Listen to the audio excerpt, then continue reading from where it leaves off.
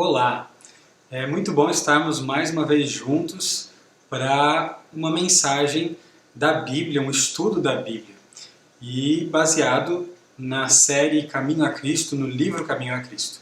Aqui na descrição do vídeo você pode acompanhar a leitura do livro. Você pode acessar o site que está ali, o link que está ali, e acompanhar a leitura deste capítulo, que é o capítulo 4. Bem, nós já falamos sobre o amor de Deus, como ele chega em nós, a ponte sobre o abismo. Falamos um pouquinho na última vez sobre o arrependimento. O arrependimento que compreende a gente entender a malignidade do pecado, a tristeza por esse pecado, e aí então o abandono dele, o desejo de não fazer aquilo mais. E hoje nós vamos falar um pouquinho sobre confissão. O arrependimento e a confissão eles estão bem juntos. O título de hoje é Abra o seu coração. Às vezes carregamos alguns fardos na vida, especialmente os fardos do pecado. Coisas que fizemos de errado e algumas delas se nós pudéssemos voltar atrás e refazer. E esses fardos eles causam alguns problemas. É igual a gente carregar um peso e aquele peso está o tempo todo em cima de nós. Aquilo lá causa algumas marcas, algumas dores e até algumas enfermidades. Eu me lembro da história do livro O Peregrino, de John Bunyan, o tempo que aquele peregrino carrega um fardo imenso. Assim é o fardo do pecado. E eu e você, quando nós pecamos, nós acumulamos esse fardo sobre as nossas costas. E só existe um jeito de nós nos livrarmos desse fardo. É através da confissão dos nossos pecados. O livro de Provérbios tem um texto muito interessante que fala sobre isso. E eu quero ler esse texto junto com você. Vamos lá? Provérbios 28, verso 13. Diz assim: Quem esconde os seus pecados não prosperará, mas quem os confessa e os abandona encontra misericórdia. Veja, aquele que confessa e abandona o pecado encontra misericórdia. O caminho para que você se livre desse fardo é um caminho simples: confessar e abandonar. Quero ler uma citação do livro Caminho a Cristo que fala um pouco sobre isso.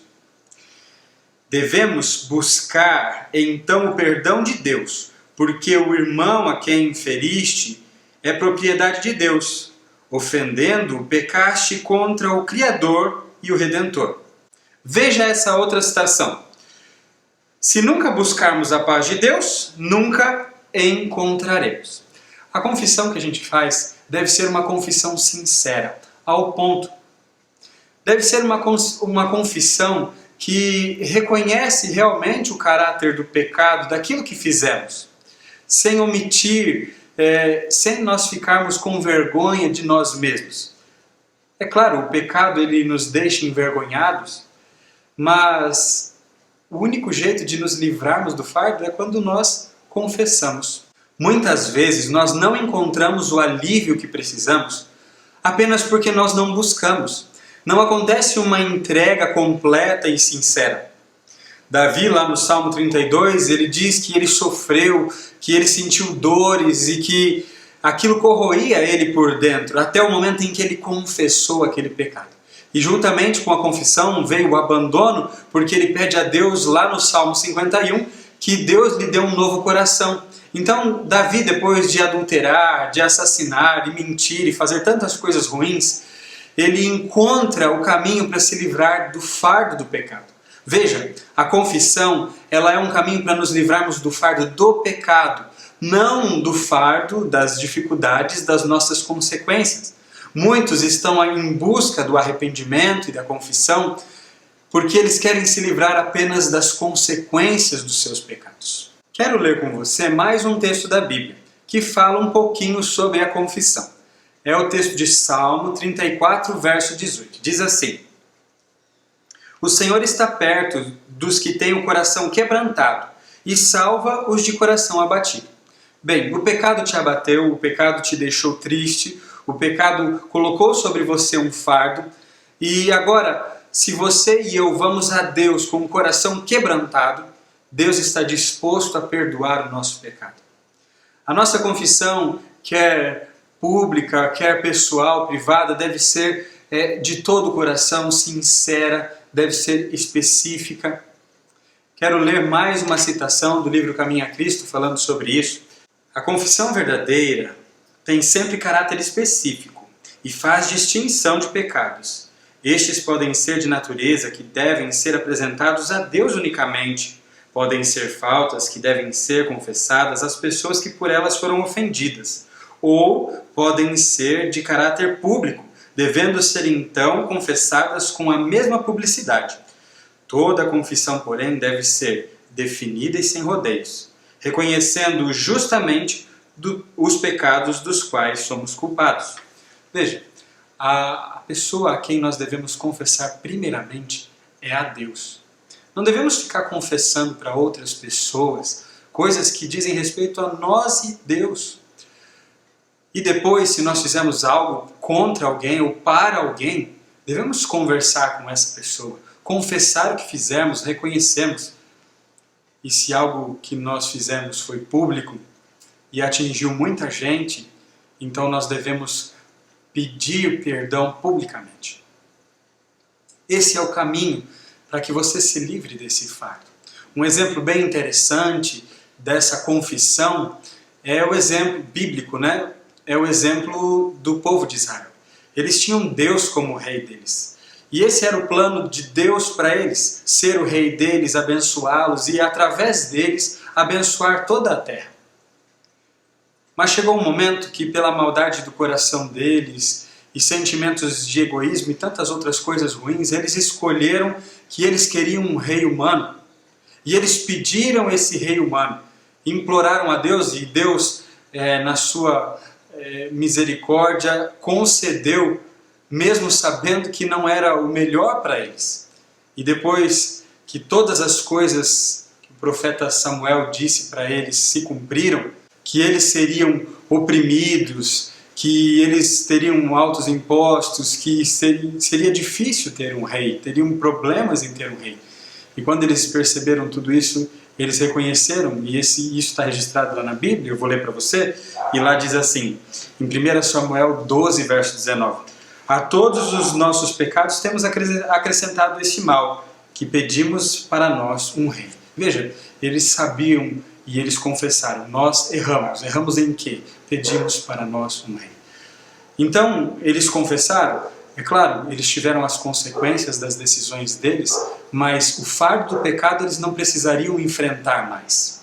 Quero ler mais 2 textos bíblicos falando sobre isso, sobre a confissão. E vamos ver o que nós podemos aprender através desses textos. Isaías, capítulo 1, verso 16 e 17, e diz assim, lavem-se, limpem-se, removam suas más obras para longe da minha vista.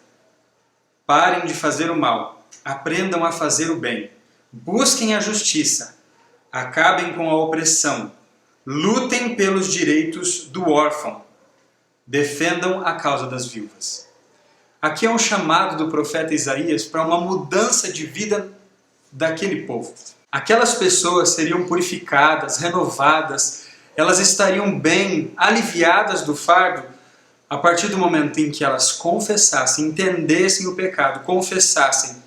Mas não só isso. O texto aponta para uma mudança maior, para algo que deveria acontecer na vida deles. Eles deveriam mudar de atitude, começar a tratar as pessoas diferente, viver diferente, agir diferente. Eles deveriam seguir a vontade de Deus, seguir os mandamentos de Deus. O outro texto é Ezequiel 33, verso 15, e diz assim, se ele devolver o que apanhou com o penhor de um empréstimo, e se devolver o que roubou, e agir segundo os decretos que dão vida, e não fizer mal algum, é certo que viverá e não morrerá.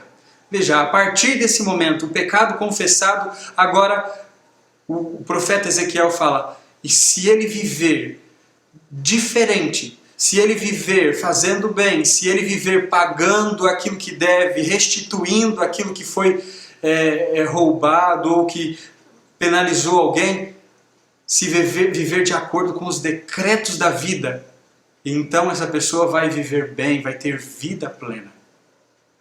Quais decretos são esses? os decretos da vida.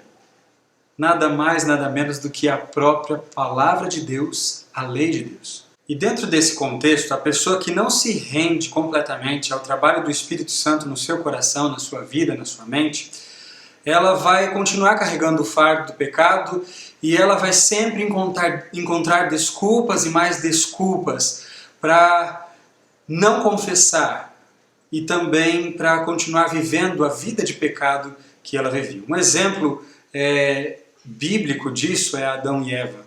Enquanto eles não buscaram o caminho bíblico, o caminho divino para a solução do pecado, eles só deram desculpas.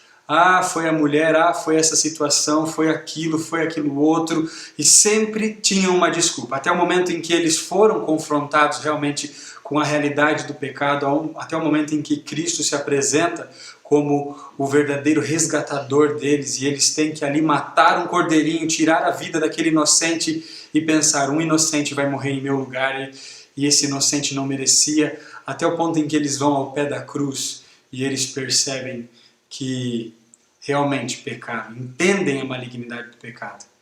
Eles se arrependem e então eles confessam o seu pecado. Eu quero ler para você mais uma citação.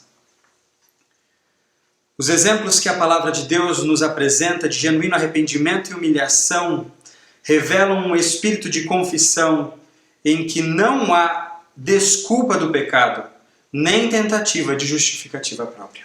Então, quando nós estamos falando dessas verdades salvadoras, não pode haver desculpa para o pecado. Pelo contrário, deve haver verdadeiro arrependimento, humilhação, sinceridade e essa confissão que parte de um coração que quer ter alívio do fardo do pecado. Vou citar um último exemplo bíblico e você encontra isso registrado lá em Atos 26, versos 10 e 11, depois em 1 Timóteo 1, verso 15, o exemplo de Paulo, o grande apóstolo, e a forma como ele reconhece o seu pecado, a forma como ele confessa isso. Primeiro eu vou ler o texto de Atos que eu mencionei, e diz assim: "E foi exatamente isso que fiz em Jerusalém. Com a autoridade dos chefes dos sacerdotes, lancei muitos na prisão.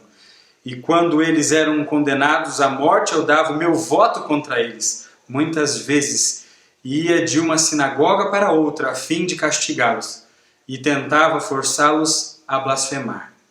Em minha fúria contra eles, cheguei a ir a cidades estrangeiras para persegui-los." Veja, Paulo está confessando aqui publicamente para os irmãos aquilo que ele tinha feito contra eles. Agora os irmãos que eram da sua fé, e ele fala, eu persegui, eu matei, eu apedrejei, eu dei ordem de morte, eu cacei esses cristãos em outras cidades, nas sinagogas. E em 1 Timóteo, capítulo 1:15, ele diz: "Essa afirmação é fiel e digna de toda aceitação, que Cristo Jesus veio para o mundo para salvar pecadores, dos quais eu sou o pior." Ele não apenas diz que Jesus é a nossa solução, que Ele é o nosso Salvador, que é ali aos pés da cruz que nós encontramos a justificação, o perdão, mas Ele diz também que Ele é um pecador. Ele entendeu isso. E Ele diz, eu sou o pior dos pecadores. Um último texto do livro Caminho a Cristo que eu quero mencionar. O coração humilde e contrito, rendido pelo arrependimento genuíno, apreciará algo do amor de Deus e do preço do Calvário.